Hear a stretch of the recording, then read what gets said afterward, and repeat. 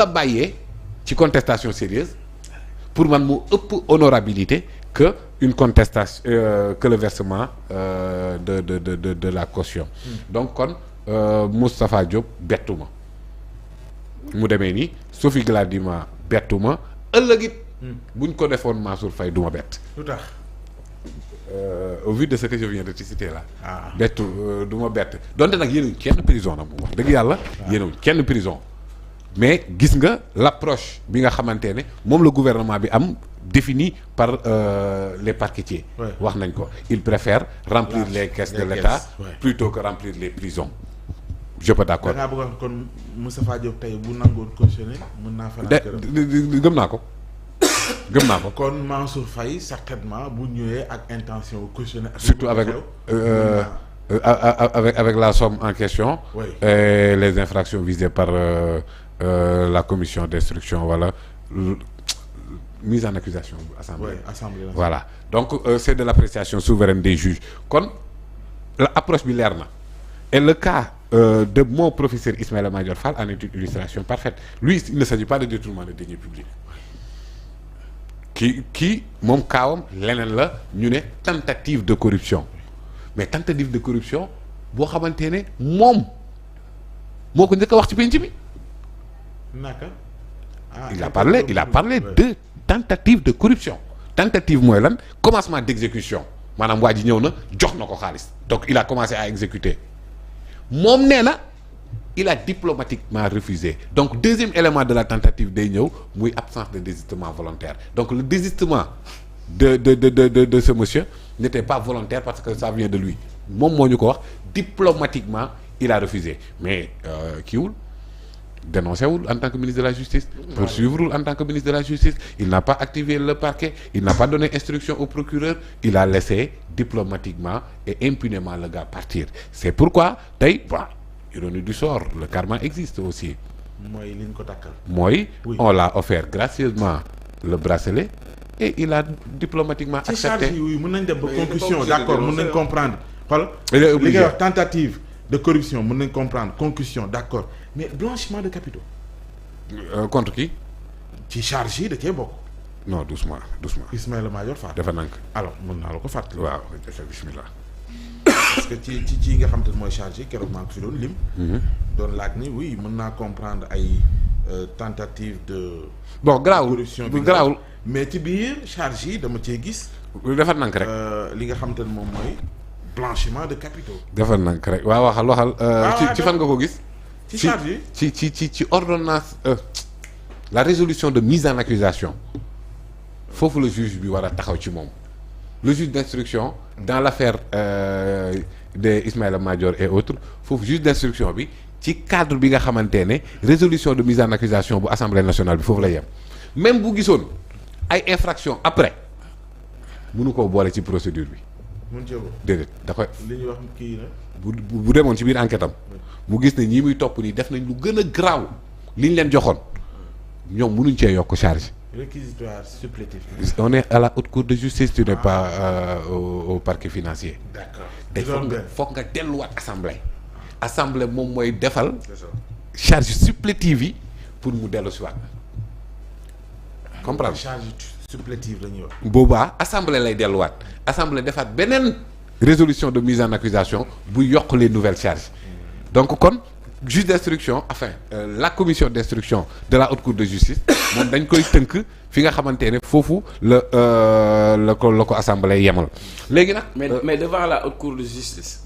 li ñu ko toppee woon association de malfaiteurs corruption tentative d'extorsion de fonds concussion prise illégale d'intérêts escroquerie blanchiment de capitaux et complicité de ses chefs tels sont les faits pour lesquels l'ancien ministre de la justice a comparu hier devant la haute cour de justice.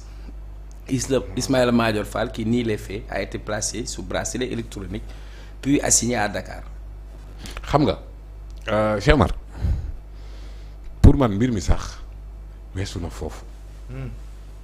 waaw parce que maa ngi ko doon wax fii nii relativement ak le projet Ellipse. waay Pape Ousmane foofu li fa nekk ci surfacturation kenn xamul nu mu toll.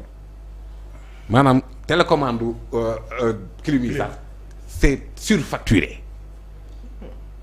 Tout est surfacturé dans cette affaire-là. surfacturation de code pénal. waaw garaawul amul problème. mooy seen tribunal bi. tribunal bu Guédiawaye Pikine Guédiawaye. non bu Guédiawaye. mooy bi nekk ci corniche bi ci VDN extension bi. mais li fa nekk ci ay surfacturation c'est indescriptible. c'est-à-dire te da ngay gis documents yi non seulement lan ñu war a jënd ci ciment pour tabax rek da ngay foog ne Sénégal la ñuy tabax ndax bëri. ak fer. c'est pas sérieux ak fer ak yenn tout est surfacturé dans cette affaire xeebuñu sax télécommande. puis des fois il faut que ñu yokk ci aussi il faut ñu tabaxal ki joxe marché bi il faut ñu tabaxal ko léegi mu tolloon ci ñaata. non xam nga commission non bëgguma anticiper ci yenn yi mais tout amul lenn lu ñu jënd loo xamante ne def nañ ko à sa juste valeur.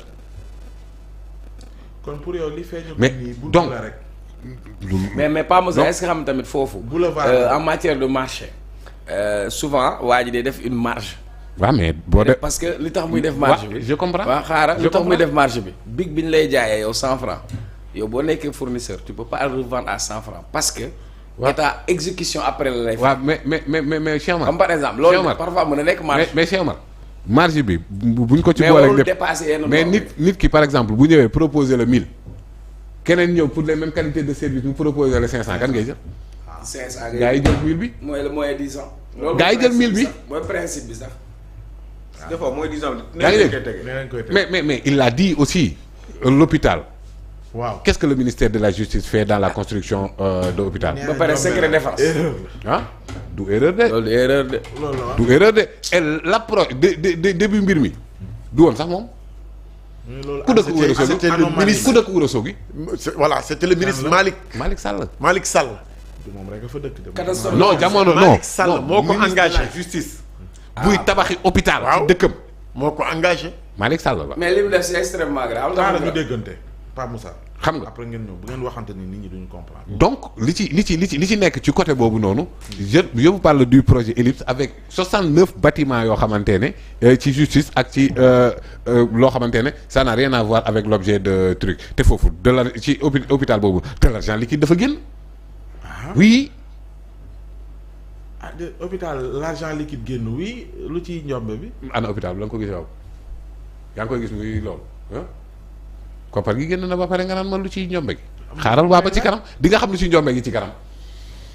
donc oui bien sûr te yooyu Pape Ousmane c'est d'une gravité telle que on peut maintenant se poser la question pourquoi les deux à qui on a diplomatiquement refusé leur offre ñu ngi nekk ca prison bi. waaw. et que. le bracelet. ñu naan lu xew. mais dafa menacé problème bi loolu la. dafa menacé kan.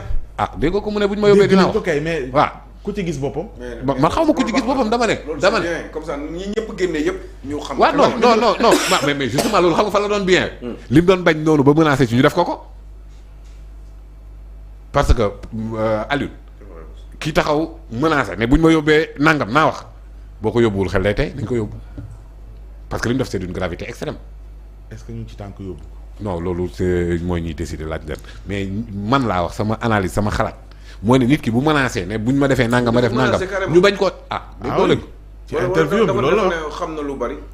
non damay wax xam naa lu bari damay wax xam naa su ma yuñ ma yóbbee. damay wax ci yoon boo xamante ne xaw ma ay agent assermenté yu mel noonu dinaa wax. mais c'est bien loolu baax na. dafa prison la sax.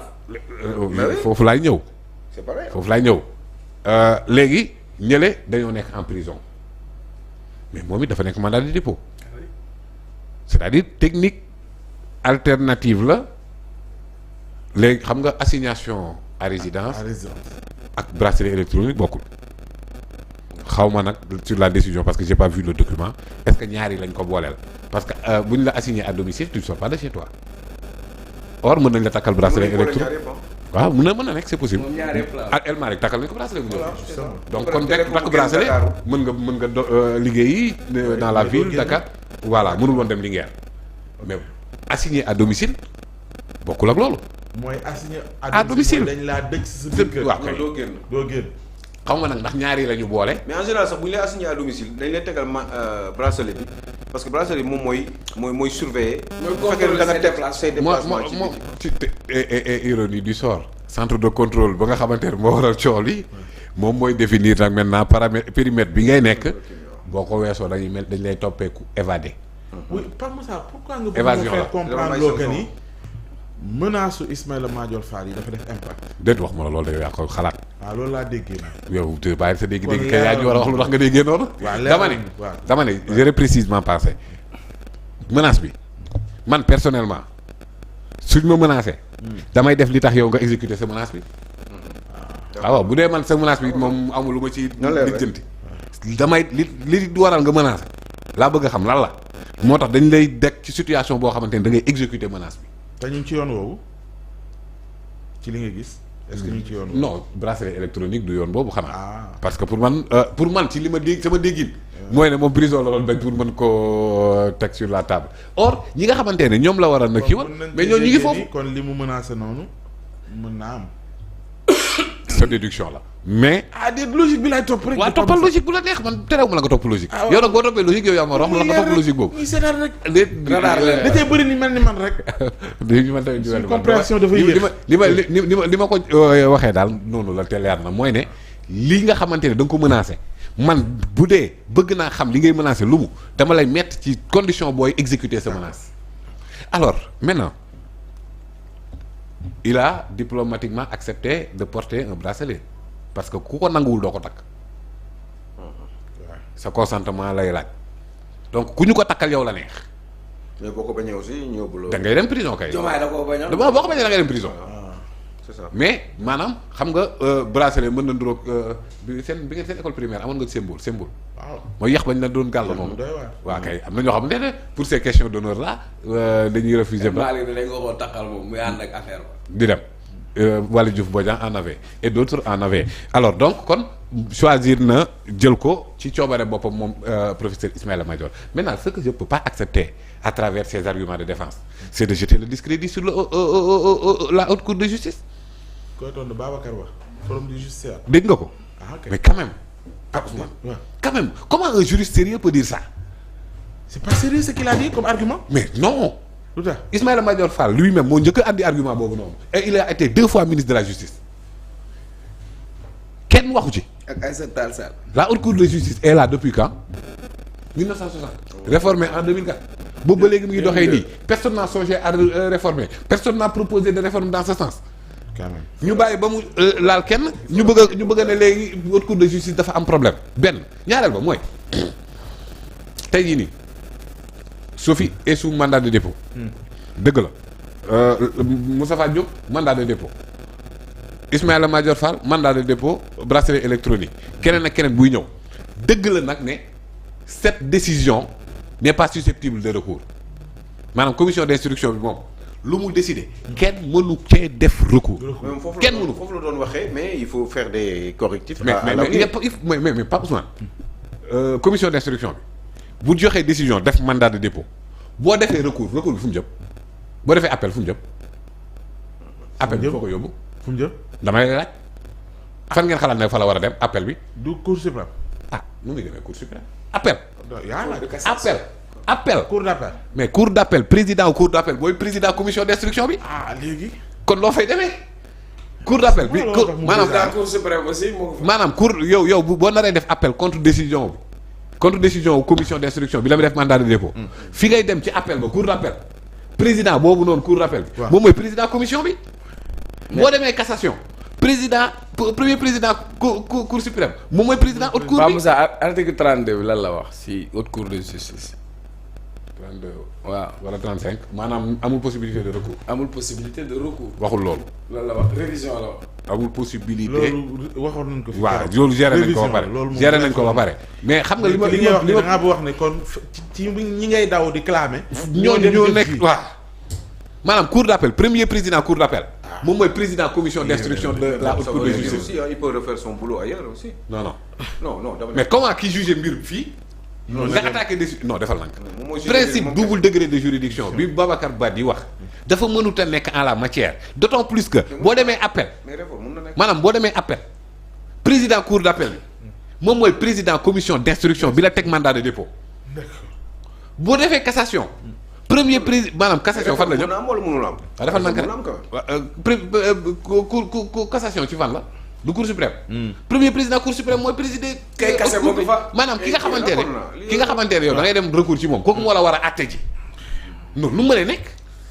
ce n'est pas possible du tout. mën nañu ko def autrement composé. mais composition bi lan la. non je parle de l'avenir moi. waaw mbir mi ni mu demee nii. waaw comme tel loolu waaw mais lii moo fi ne mais lii moo fi ne. d'accord amu ko woon te dañ doon àtte. lii moo fi ne. mooy ne Pape Ousmane. appel ak cassation. lan nga ci jublu mooy sa dossier bi dafa nekkoon ci tribunal bu ndaw. nga ne ko léegi yéen ay gone ngeen. bàyyi leen dossier bi li ngeen wax d'accorduma ci léegi nga dem ci juridiction bu gën a kawe. avec des magistrats beaucoup plus expérimentés pour espérer avoir un meilleur traitement du dossier mais magistrats yu kawe yooyu yëpp ils se retrouvent à la haute cour de justice. Idrissa Seck kan moo ko àtte mais chambre plénière am na Sénégal ou pas. commission haute cour de justice waaw luñ ko dox. loolu yëpp. lu tax ñu jox ko noonu dañoo dem def àtte gis ñu luñ koy toppee ñu bàyyi ko. jeex na kon kay dem haute cour de justice ça ne signifie pas que. maanaam boo demee cour d'appel ña ngay fekk cour d'appel ñoo nekk ci commission bi et d'ailleurs même qui suppléait kii wu procureur bi substitut wu procureur bi substitut wu juge président commission d'instruction bi c'est le président de la chambre d'accusation. mais pourquoi du ñu créer une chambre. maanaam kon donc toute la donc presque autorité yu cour d'appel bi yëpp. presque autorité yu cour d'appel bi. ñoom ñoo nekk ci commission d'instruction bi. composé exclusivement de magistrats. Mais si on n'applique pas ça, on va violer la constitution. Parce que même Mansour Faye disait que il est passible devant la haute cour de justice. léegi soo yóbbee nga àtte ko ci tribunal commun ñu ne la violer nga ses droits. non mënul nekk loolu. parce que loi li mu wax mooy un ministre dans l'exercice de ses fonctions fii la war a dem. donc kon kay bu demee haute cour nga bëgg a taxawaat nag bëgg a critiquer waat haute cour kon loo bëgg finalement comme Macky Sall nga bëgg. non mais foofu comme Macky Sall double Macky Sall xam nga lan mooy problème am. moom dafa teg ay ministres am ñuy exercer seeni fonctions te amul fu leen mën a àttee ci réew mi maanaam un ministre un premier ministre le président de la République dans l'exercice de leur fonction au temps de Macky Sall amul ëttug àttekaay bu la doon àtte. loo mënti woon def dans l'exercice de tes fonctions même boo reyee nit sax amul bërëb buñ lay àttee Macky Sall loolu la ñu defoon waaye ñii dellu si war li nga xamante ne moom la yoon wax nga ne non lii yoon wax baaxut double degré de juridiction triple degré rek. kenn triple degré moom moo ci yem quel que soit le degré de juridiction nit kiy dem foofu noonu di wuti wàllu ci àtte bu ñu ko àtte te d'accordu ci li mu ci jublu mooy yóbbu ko ci magistrat yu ëpp expérience yu gën a mag ci wàllum parcours mais ñooñu noonu ñi nga xalaate yóbbu seen dossier ñooñu ñoo toog fii di la xaar. réforme mën na am wala mënul am. il y a des idées de réforme quand même mën nañu créer une chambre plénière. ci kaw fi ci toll nii moom. chambre plénière defal nag Aliou. c'est que daa mel ni on change les règles du jeu en pleine compétition. non Aliou en plein match on veut changer les règles du jeu. man waxuma léegi de.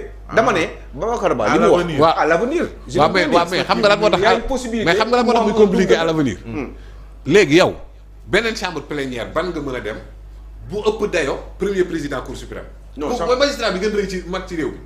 mais loolu am na gars yi nee nañ li ngeen toj si droit neex na mais nga njar ko dafa gaaw nee nañ nga njar ko. mais non mais njar bi mooy fépp foo xalaat wàllu ci recours fépp foo xalaat recours foofa ngay dem di recours ña ngay dem di boole ji wuti wàllu ci ñoom ñoo teg daan bi léegi nag article 35 nee na la recours am na appel moo amul ak cassation. waaye recours am na. révision maanaam le recours en révision dafay permettre ñun ñëwaat ci àtte bi yëpp waaye mënoo fa espérer ba léegi am magistrat yu gën a mag ñii. d'accord mënta ne Abbas ma ànd ak yow ci beneen point muy dialogue national bi nga xam te ne le 28 incha allah lañ cay dem certainement yaa ngi suivre am na ay partis yoo xam te ñu commencé.